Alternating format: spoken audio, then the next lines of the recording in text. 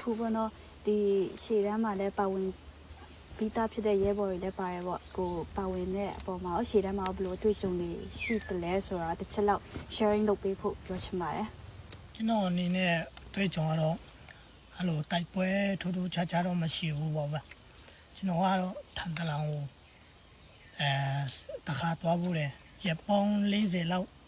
ပေါင်း40 50လောက်တော့ထန်တလောင်မှာကြားတယ်အဲ့လိုတိုက်ပွဲမှာဖြစ်ပေမဲ့ကျွန်တော်တို့ဗာလဲဘုံနဲ့လေရင်နဲ့ပြတာမျိုးတို့ခံရတယ်တွေ့ကြုံတော့နောက်ပြီးတရေ6တာတွေ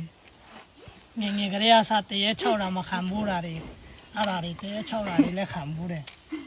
ဘယ်လိုပုံစံ6ခံရလဲပေါ့နည်းနည်းဒီမှာလည်းပြလောကအကြောင်းစိတ်ဝင်စားလို့ပါတရေ6ခံရတာဆိုတော့ကျွန်တော်တို့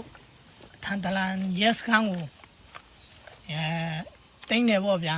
တင်းပြီးတဲ့နောက်မှာမီးရှို့တယ်မီးအကုန်လုံးရှို့တော့အဲ့ဒီထန်တလန်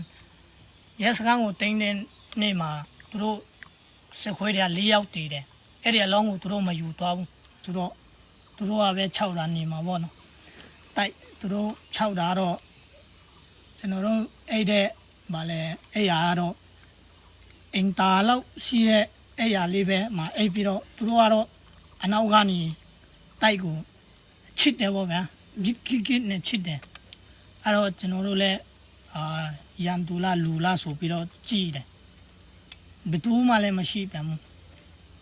နှစ်ခါသုံးခါဖြစ်တော့စိတ်ပူတယ်ကျွန်တော်တို့လည်းစိတ်ပူတယ်တနတ်မောင်းတင်တယ်မင်းတို့နောက်တစ်ခါဒီလိုမချောက်နဲ့ဆိုပြီးပြောတယ်အဲ့ဒီအဆပြီးတော့ကျွန်တော်တို့မချောက်ရဲတော့ဘူးပေါ့မချောက်ရဲတော့ဘူးနေ့ရက်3ရက်လောက်တော့မချောက်တော့ဘူးဒါပေမဲ့နောက်တနေ့မှာည7 နာရီတနာရီလောက်မှာ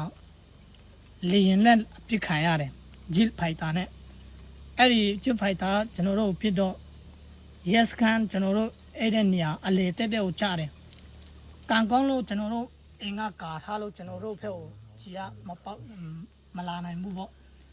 အဲ့ဒီနေ့သူတို့ဘုံချတဲ့နေ့လဲအဲ့ဒီဘုံချတဲ့နေ့ကစပြီးတော့ကျွန်တော်တို့လည်းပြန်6ပြန်တယ်ပေါ့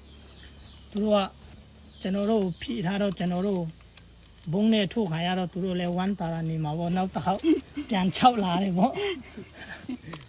ကျွန်တော်တို့လည်းတနတ်မောင်းတင်ပြီးတော့ပြန်6ရတာပဲ